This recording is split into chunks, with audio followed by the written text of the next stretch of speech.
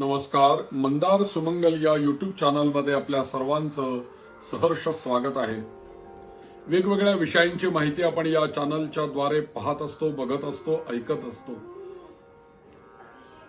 सर्व मंडळींना धन्यवाद त्याबद्दल. परंतु अजून एक विनंती अशी आहे की माझा हा चॅनल बरेच लोकांनी सबस्क्राईब केलेला नाहीये, तर हा चॅनल सबस्क्राईब करावा आणि एक ऑल नावाचा पर्याय निवडून त्याला क्लिक करावं. म्हणजे काय होईल की आपल्याला पहिलं नोटिफिकेशन प्राप्त होईल आणि आपण कायमचे माझ्या या चॅनलच्या द्वारा जोडलेले राहाल. तर आज आपण पाहणार आहोत शिव म्हणजे काय आहे. शिव म्हणजे कोणाला म्हणायचं, शिव या शब्दाचा अर्थ काय होतो याविषयी आपण चर्चा करणार आहोत. मग शिव म्हटल्यानंतर कोणी व्यक्ती नाही बरं. शिव म्हणजे काय तर समस्त सृष्टी आहे. शिव म्हणजे काय आहे तर आकाश आहे. शिव म्हणजे एक तत्व आहे आणि शिव म्हणजे एक चेतना आहे आणि ज्यातून हे सर्व ब्रह्मांड निर्माण झालेलं आहे आणि सर्वांचं पालन आणि पोषण ज्या शक्तीच्या द्वारे केलं जातं आणि हे पालन पोषण झाल्यानंतर योग्य वेळ आल्यानंतर ज्या तत्वामध्ये सर्व विलीन होतं ते तत्व काय आहे तर ते तत्व म्हणजे शिव आहे. म्हणजे अनादि अनंत असं ते सत्य तत्व, त्याला शिव म्हटलेलं आहे. शिव तत्वातून तुम्ही अलग होऊ शकत नाही, कारण ते सर्व ब्रह्मांडाचं प्रतीक आहे. शिव जेव्हा शब्द आपण म्हणतो तेव्हा श, ई आणि व असा विभागला जातो. मग या श, ई आणि व याचा अर्थ काय होतो तर श म्हणजे शरीर, ई म्हणजे ईश्वर प्राणशक्ती आणि व म्हणजे वायू किंवा गती असा त्याचा अर्थ होतो. शिव म्हणजे प्राणशक्ती आणि गतियुक्त शरीर. शिवमधून जर का इकार काढून टाकलं तर काय राहतो तिथे. समजा शिव असं लिहिताना वेलांटी आपण लिहितो आणि व लिहितो. समजा आपण वेलांटी काढून टाकली, इकार त्यातला काढून टाकला तर तिथे काय राहणार आहे तर तिथे फक्त शव राहणार आहे.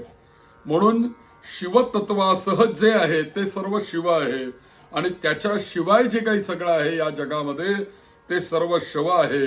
म्हणून हे शिवतत्व सर्व ब्रह्मांडाला व्यापून उरलेलं आहे. म्हणून शिवतत्व पवित्र, अव्यक्त आणि सर्व समावेशक आहे.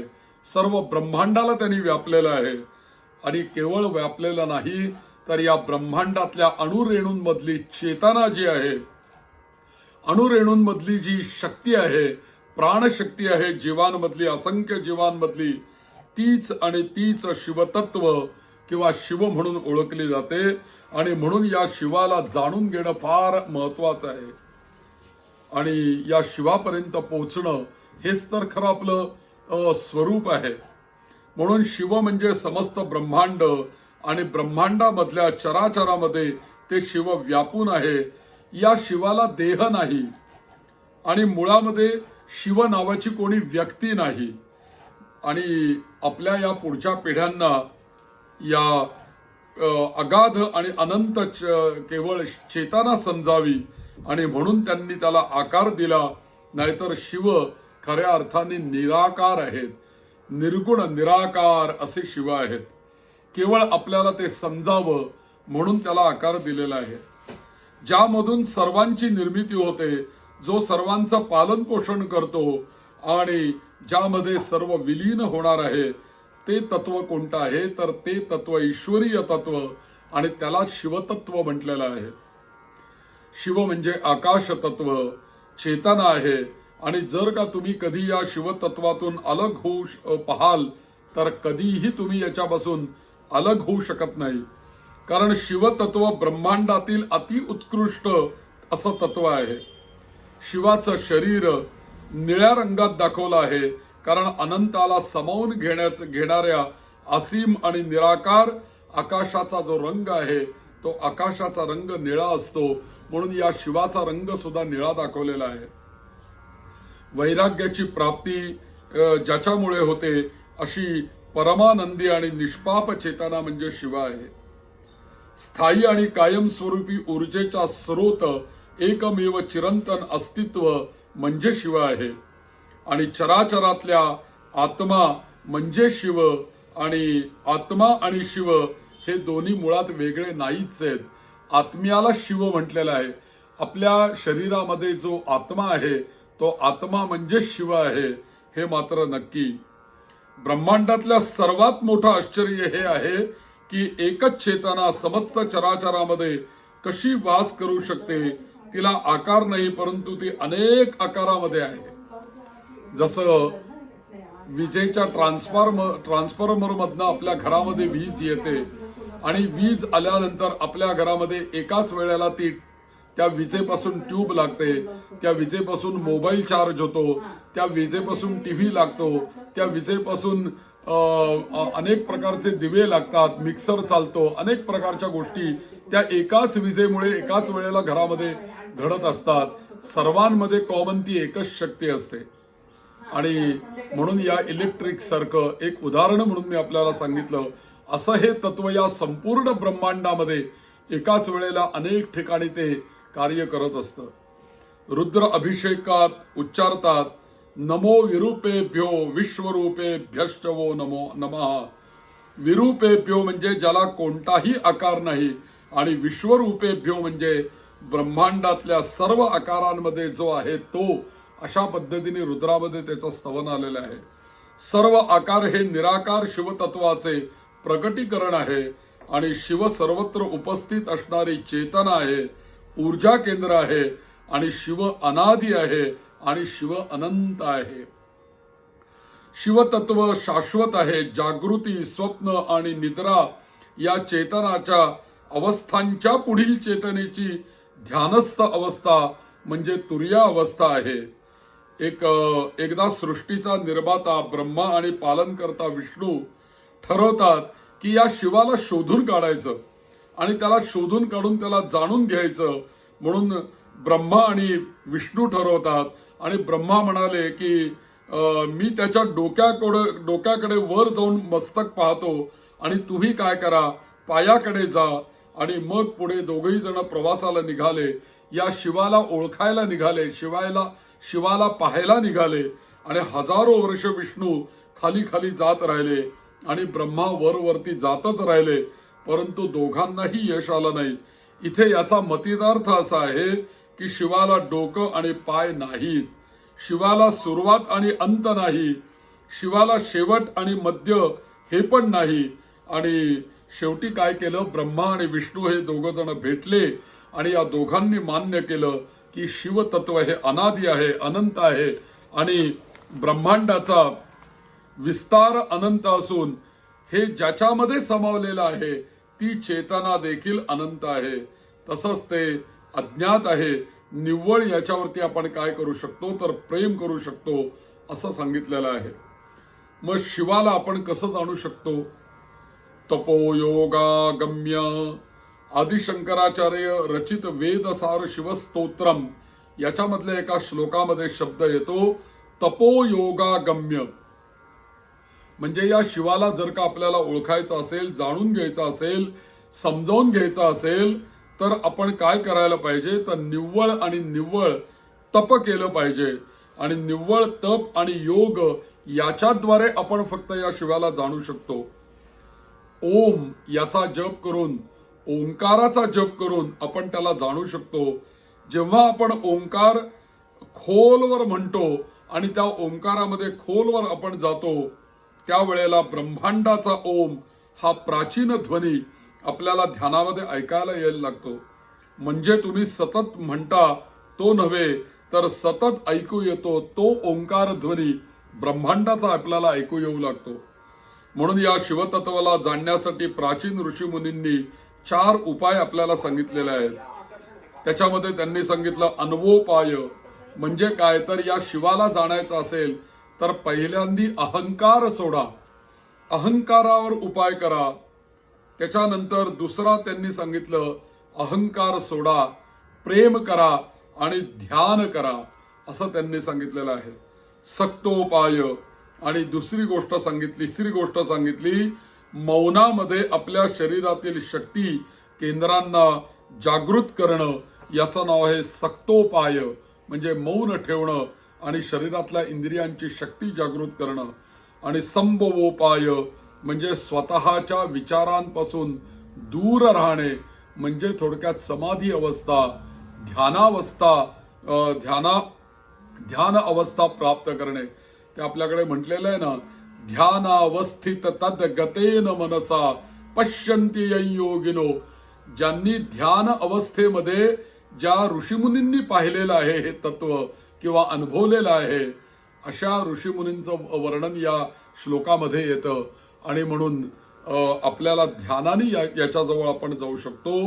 आणि श्रुतिज्ञानगम्य आदिशंकराचार्य रचित वेदसार शिवस्तोत्र निव्वळ गाढ ध्यानामध्ये श्रुतीचे सखोल ज्ञान प्राप्त करू शकतो. आणि श्रुतीच्या या ज्ञानामुळे शिवतत्व आपण जाणू शकतो. योगशास्त्राशिवाय शिवाचा अनुभव मिळणार नाही. आणि निव्वळ शारीरिक असणं म्हणजे योग नाही, तर ध्यानावस्थेमध्ये शिवाचा अनुभव प्राप्त होणं म्हणजे योग आहे, जो आपणास आतून खूप छान अनुभव देतो. आपल्या चेतनेच्या 3 अवस्था आहेत. एक आहे जागृती, दुसरी आहे स्वप्न आणि तिसरी आहे निद्रा. एक चौथी अवस्था देखील आहे की जेथे आपण ना जागे असतो, ना स्वप्न पाहत असतो, ना झोपलेला असतो. या अवस्थेला शरीर विश्रांती घेत असतं आणि मन जागृत असतं. कोठे आहात हे कळत नसतं, परंतु तुम्हाला जाणवत असतं की तुम्ही वर्तमान क्षणात आहात. हे शिवतत्व आहे, हा अनुभव आहे. म्हणून शंकराचार्य म्हणतात की आत्मा त्वं गिरिजा मती सहचराः प्राणा शरीरं गृहं पूजा ते विषयोपभोग रचना निद्रा समाधी स्थिती. ही निद्रा हीच समाधी आहे. आणि या निद्रेच्या समाधीमध्येच या शिवतत्वाला अनुभवता येतं. आणि हा अनुभव निव्वळ आणि निव्वळ ध्यानामध्ये होत असतो. आणि म्हणून स्वप्न आणि निद्रावस्थेमध्ये नसताना तेव्हा ही समाधी अवस्था अनुभवू लागतो. कोणत्याही काळजी किंवा चिंता नसतात. मग शिवतत्वाला कुठे शोधाल? कैलास पर्वतावर, नाहीतर जागृती आणि स्वप्नावस्थेमध्ये, गाढ निद्रा आणि जागृतीमध्ये कुठे शोधायचं? जेव्हा तुम्ही ध्यान करता काय अनुभव येतो तुम्हाला? जागृत किंवा स्वप्नावस्थेत नसता तेव्हा त्या चौथ्या स्थितीचा अनुभव येतो. आणि तेव्हा तुम्ही तुमच्यातल्या शिवतत्वाशी जोडले जाता.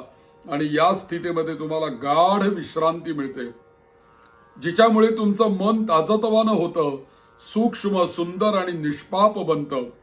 मग हे शिवतत्व आहे जे सर्वशक्तिमान आहे, आकाश तत्वाप्रमाणे सर्व व्याप्त आहे आणि ज्यामध्ये समस्त ज्ञान समावलेलं आहे, जे अनादी आहे, गुणातीत आहे. अशी एक ध्यानावस्था आहे जेथे चेतनेच्या आकाश तत्वाशिवाय काहीच नाही. वैश्विक सत्यतेचा ध्वनी जो प्राचीन मुनींनी स्वतः ऐकला, तो मग मानवाला समजू शकेल असा रूपांतरित केला. हिंदू धर्मातल्या पवित्र साहित्य वेद असे प्रगट झाले. आणि शिव हा हिंदू धर्मातल्या दुष्प्रवृत्तींचा संहारक देव आहे. तसंच संपूर्ण सृष्टी शिवापासून उत्पन्न झाली आहे. शिव, ब्रह्मा, विष्णू यांच्यासह त्रिमूर्तीमधली एक देव मानला जातो आणि वेदांमध्ये त्यांचा रुद्र या नावाने उल्लेख केला जातो.